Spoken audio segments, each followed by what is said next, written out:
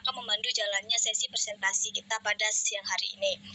Hari ini kita akan membahas tentang properti investasi yang akan disampaikan oleh kelompok 3. Tanpa berlama-lama, langsung saja kita mulai. Kepada kelompok 3 dan pemateri 1, saya persilakan untuk menyampaikan materinya. Mohon untuk teman-teman semua dapat mendengarkan dan menyimak. Untuk pemateri 1, saya persilakan. Baik, terima kasih kepada Sheila untuk kesempatannya. Saya akan membagi. Diharapkan tunggu sebentar.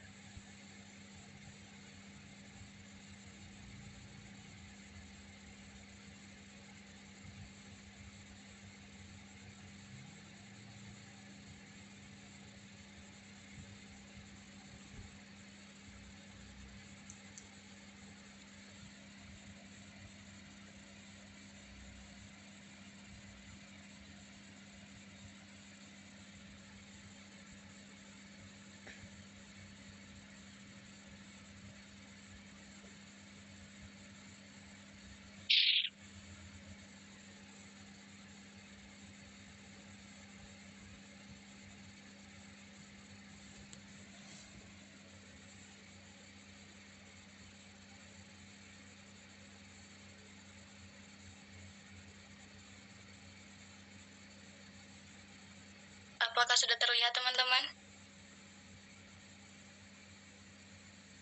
Sudah. Ya.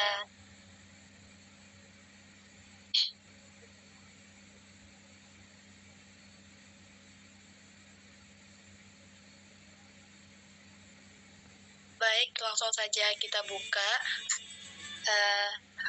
Selamat pagi, teman-teman. Terima kasih untuk kesempatannya. Kali ini, materi yang akan kami sampaikan mengenai properti investasi, dan harapan kami semua teman-teman mengetahui apa itu properti investasi dan bagaimana perlakuannya saat disusun di laporan keuangan.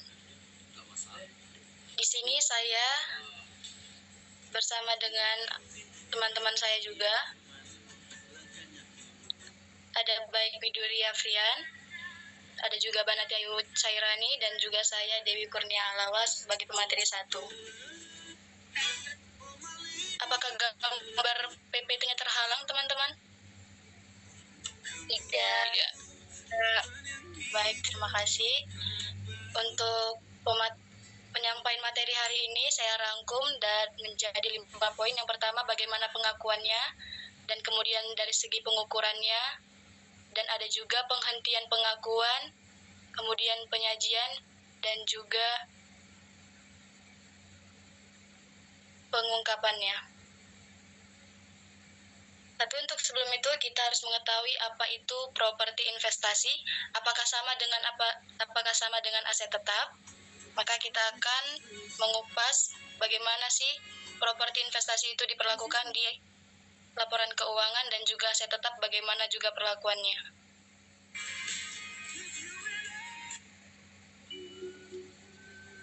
Untuk properti investasi adalah tanah atau bangunan yang dikuasai oleh pemilik atau lese yang dipergunakan untuk menghasilkan pendapatan sewa atau rental, bahkan juga kenaikan nilai atau keduanya. Saya berikan contoh.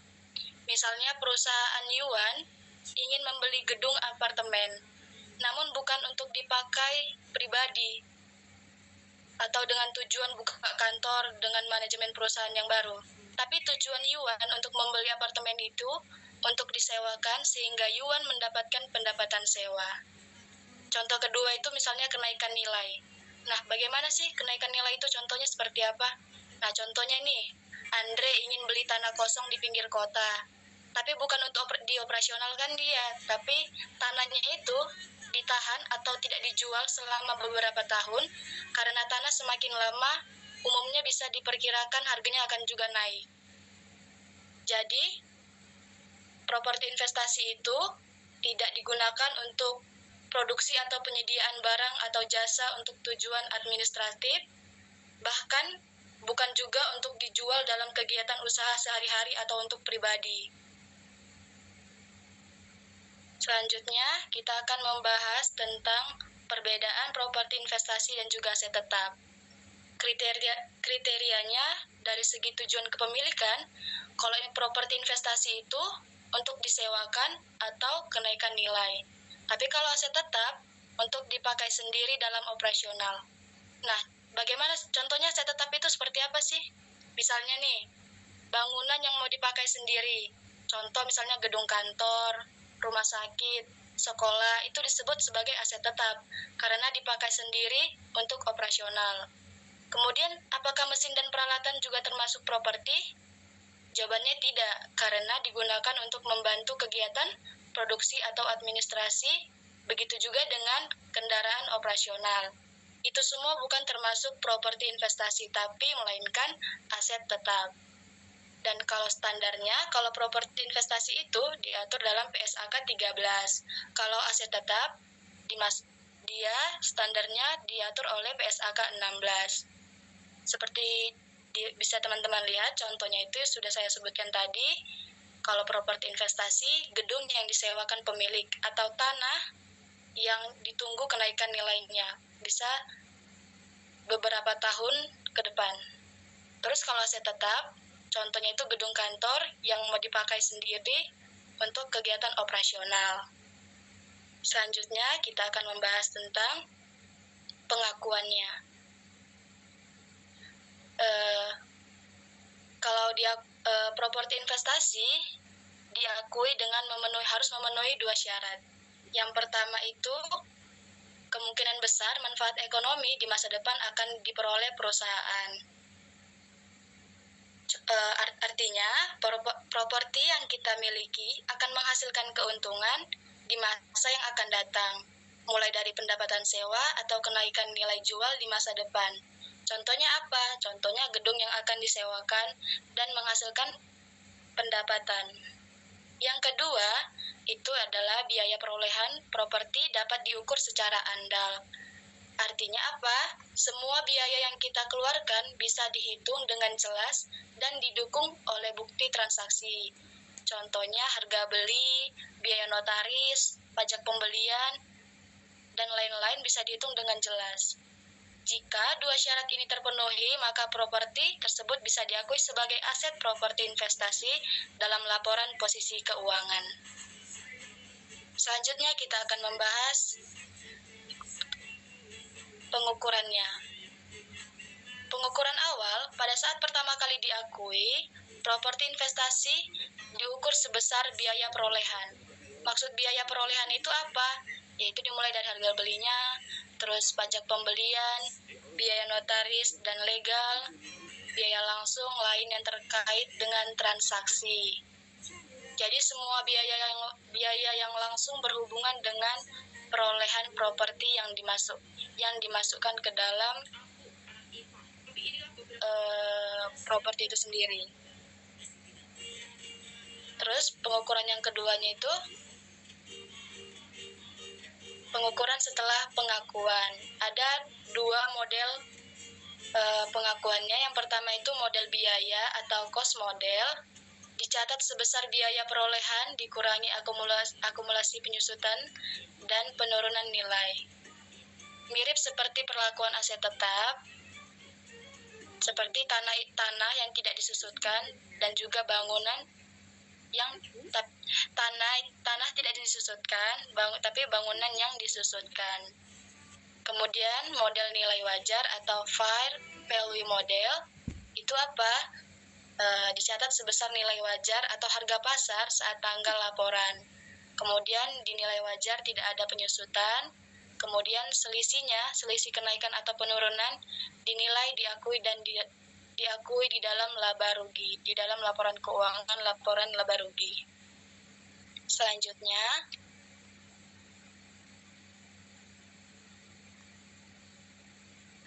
penghentian pengakuan. Menurut PSAK 13,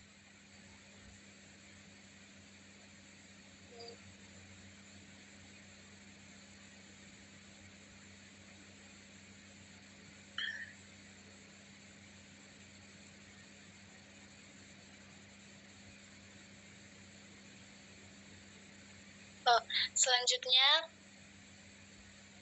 akan disampaikan oleh teman saya, Pemateri 2, Rara. Waktu dan tempat dipersilakan. Baik, terima kasih. Teman-teman, di sini saya akan menjelaskan mengenai penghentian pengakuan.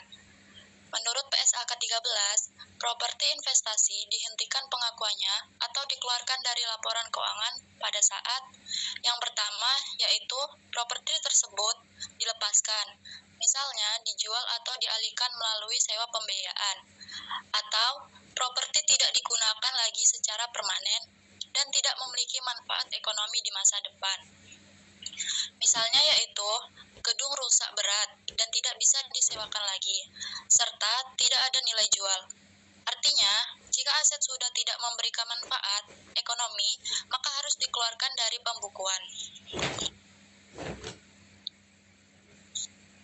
Kemudian, di sini saya akan menjelaskan mengenai contoh penghentian pengakuan.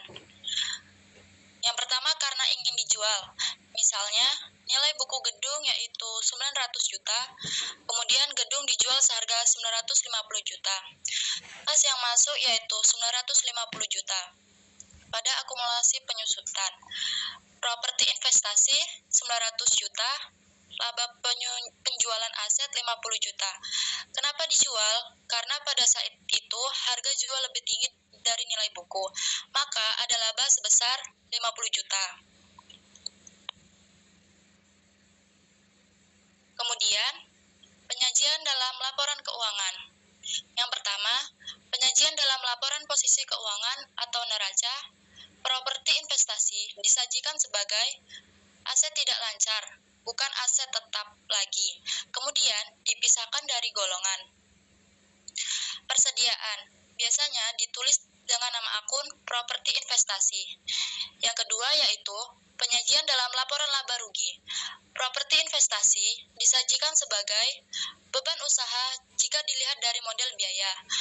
Maka nama akunnya adalah beban penyusutan properti investasi. Dan jika terjadi kenaikan nilai wajar, masuk sebagai laba di laporan laba rugi. Maka nama akunnya adalah keuntungan kenaikan nilai wajar properti investasi. Baik, selanjutnya materi akan disampaikan oleh pemateri 3, yaitu baik. Waktu dan tempat dipersilakan.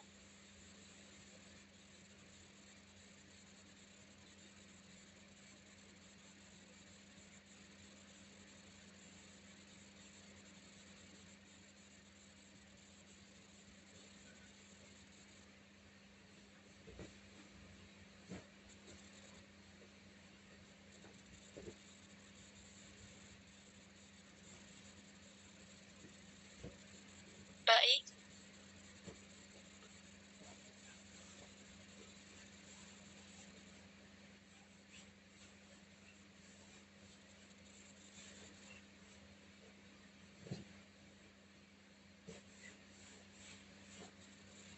Tidak ada diem kan, baik?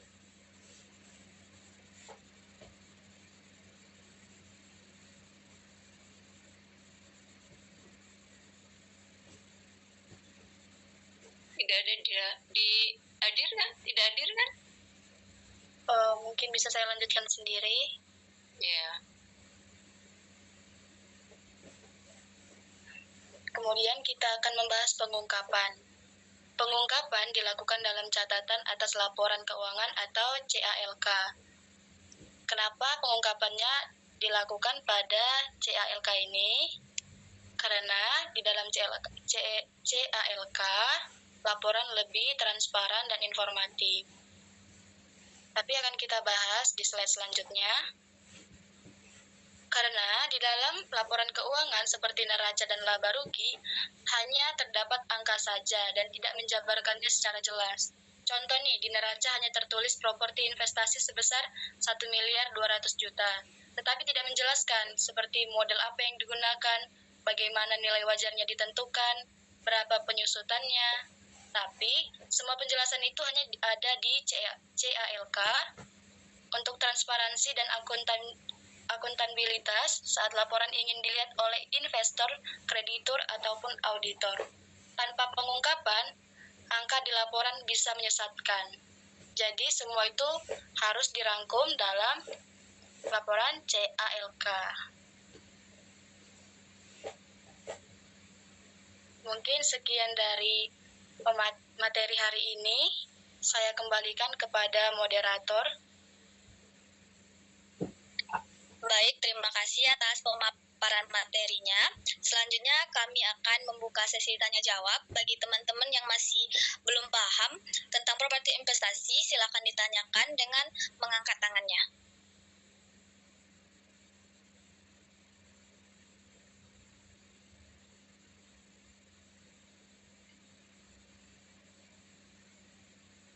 Ini settingnya 40 menit, nanti kalau keluar join lagi ya. Oke, Bu. Ya.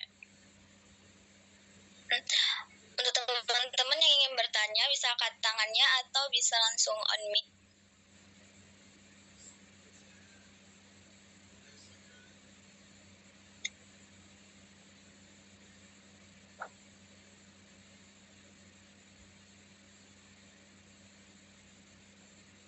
Mungkin dari Saudara Yuan.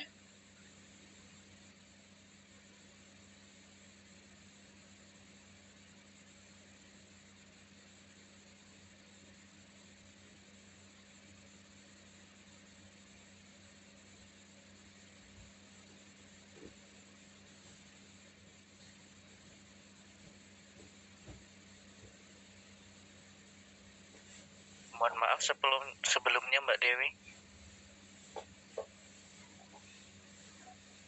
Ya Mas, kenapa itu? Untuk penanya kelompokmu kelompok 4 bukan ya? Saya kelompok 7.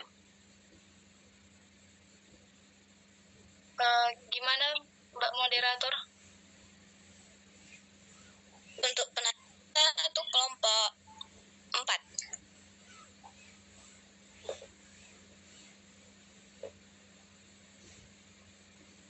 Baik, pada kelompok 4, persilakan untuk bertanya.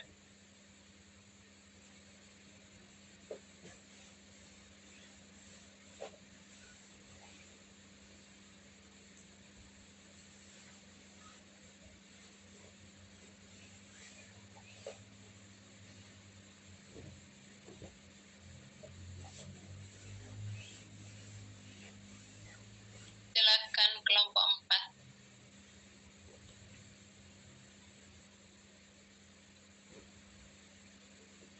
Izin bertanya. Perkenalkan, nama saya Miranti dari kelompok 4.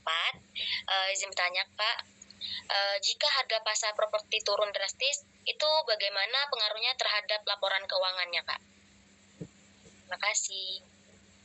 Oke, baik, pertanyaan sangat bagus. Mungkin untuk sebelum menjawab pertanyaan dari Saudari Miranti, mungkin dari teman-teman yang lain ada yang ingin bertanya, nanti jawabannya akan kami sampaikan sekaligus saja.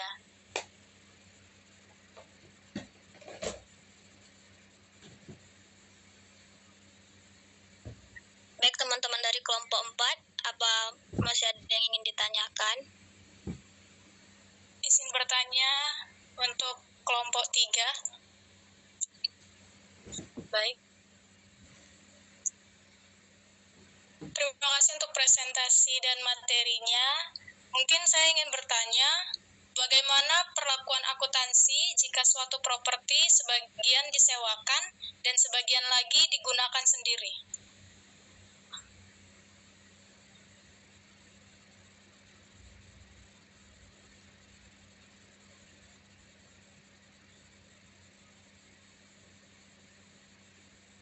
Oke, dari kelompok 4, apa masih ada yang ingin ditanyakan? Izin, saya mau bertanya. Perkenalkan, nama saya Isdahlia. Saya ingin bertanya kepada kelompok 3. Pertanyaannya yaitu, apakah properti investasi benar-benar lebih aman dibandingkan saham atau emas? Mengapa?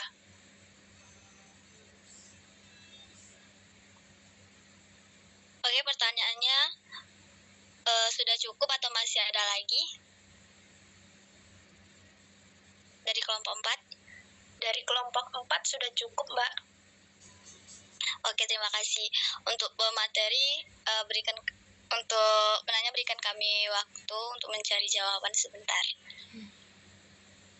Untuk pemateri, jika sudah menemukan jawaban, bisa langsung jawab.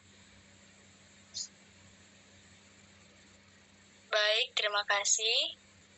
Mungkin untuk pertanyaan pertama akan saya jawab.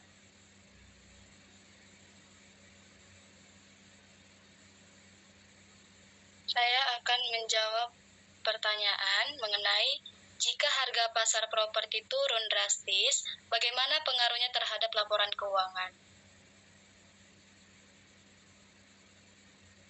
Tentu ini saya akan memberikan jawabannya.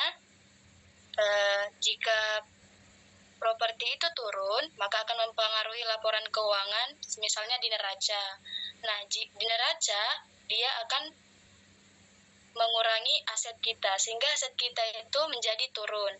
Terus kalau di laporan laba rugi, perusahaan mungkin harus mengakui kerugian penurunan nilai properti, sehingga laba perusahaan akan menurun. Jadi, kesimpulannya jika perusahaan memiliki properti yang dibiayai dengan utang dalam mata uang asing, misalnya USD, maka penurunan nilai properti dapat menyebabkan kerugian selisih kurs sehingga laba perusahaan akan menurunkan lebih singkat. Jadi, kalau misalnya harga pasar itu turun drastis akan mempengaruhi di laporan keuangan kita seperti neraca dan juga laporan laba rugi. Mungkin itu saja yang bisa saya jawab. Apakah dari penanya tadi cukup jelas?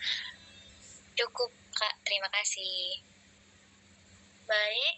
Kemudian untuk pertanyaan yang kedua akan dijawab oleh pemateri 2 oleh Banati Ayu. Waktu dan tempat saya persilahkan. Baik, terima kasih atas pertanyaannya. Di sini pertanyaannya adalah bagaimana perlakuan akuntansi jika suatu properti sebagian disewakan dan sebagian lagi digunakan sendiri. Dan untuk jawabannya, perlakuan akuntansi untuk properti campuran disewa dan dipakai sendiri adalah jika bisa dipisah secara unit atau lantai, bagian yang disewakan dicatat sebagai properti investasi dalam PSAK 13. Yang kedua, bagian yang dipakai sendiri dicatat sebagai aset tetap PSAK 16. Jika tidak bisa dipisah, lihat porsi yang paling dominan. Jika bagian yang dipakai sendiri hanya sedikit atau tidak signifikan, seluruh gedung dianggap properti investasi. Jika bagian yang dipakai sendiri cukup besar, seluruh gedung dianggap aset tetap. Dan itu untuk jawaban pertanyaan kedua. Apakah sudah jelas? Sudah, Mbak. Terima kasih.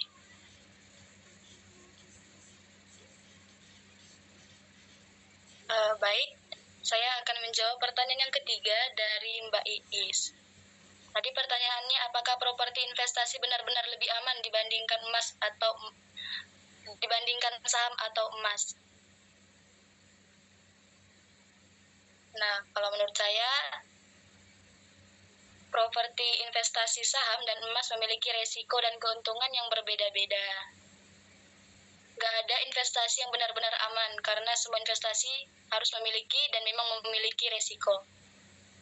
Kalau dalam segi properti investasi, memiliki resiko penurunan nilai, kemudian ada juga risiko likuiditas, dan risiko biaya perawatan. Kalau risiko di saham memiliki risiko penurunan nilai, dan juga risiko likuiditas, dan juga risiko perusahaan. Kalau di emas, dia ada risikonya penurunan nilai juga, sama kayak penurunan saham.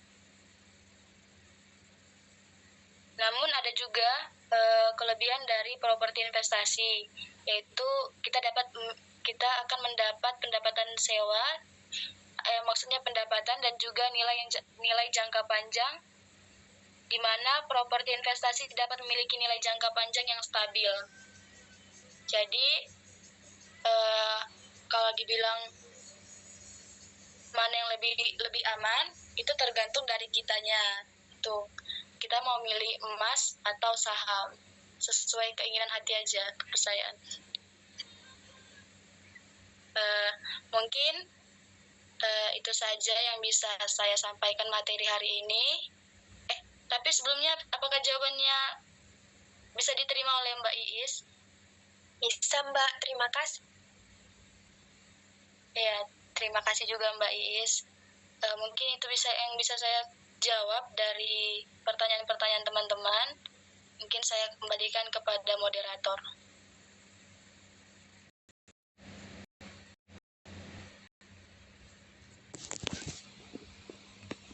Sudah menyampaikan materinya dan juga sudah menjawab beberapa pertanyaan dari teman-teman. Di sini saya akan menyampaikan kesimpulan kita pada presentasi hari ini, yaitu properti investasi menurut PSAK 13 adalah tanah atau bangunan yang dimiliki untuk disewakan atau mendapatkan kenaikan nilai. Pengukurannya bisa menggunakan model biaya atau nilai wajar, dan masing-masing berpengaruh terhadap laporan keuangan. Dari pertanyaan yang dibahas juga kita dapat simpulkan bahwa jika harga pasar properti turun drastis, maka dampaknya terhadap laporan keuangan tergantung pada model yang digunakan. Pada model nilai wajar, penurunan langsung mempengaruhi laba rugi, sedangkan pada model biaya hanya berdampak jika terjadi penurunan nilai. Jika suatu properti sebagian disewakan dan sebagian digunakan sendiri, maka pencatatannya harus dipisahkan sesuai fungsinya atau ditentukan berdasarkan bagian yang lebih dominan. Selain itu, properti investasi memang cenderung lebih stabil dalam jangka panjang dibanding saham atau emas, tetapi tetap memiliki risiko seperti penurunan nilai dan rendahnya likuiditas. Secara keseluruhan, properti investasi merupakan relatif stabil dan dapat memberikan manfaat ekonomi, namun tetap harus dikelola dan dicatat sesuai standar akuntansi agar laporan keuangan tetap transparan dan akurat. Baik teman-teman, untuk kesimpulan presentasi kita pada siang hari ini cukup.